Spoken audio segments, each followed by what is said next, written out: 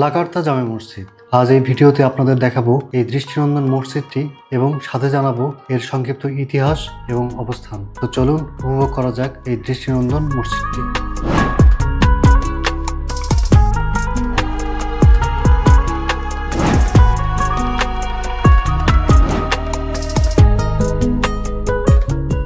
লাকার্তা জামে মসজিদ শরীয়তপুর জেলার ভেদরগঞ্জ উপজেলার ঐতিহ্যবাহী লাকার্তা গ্রামে অবস্থিত।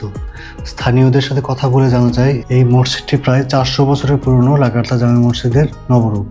গ্রামবাসীদের সকলের প্রচেষ্টায় এবং অর্থায়নে প্রায় 2 বছর নির্মাণ কাজ করার পরে এই দৃষ্টিনন্দন মসজিদটি তৈরি করা হয়।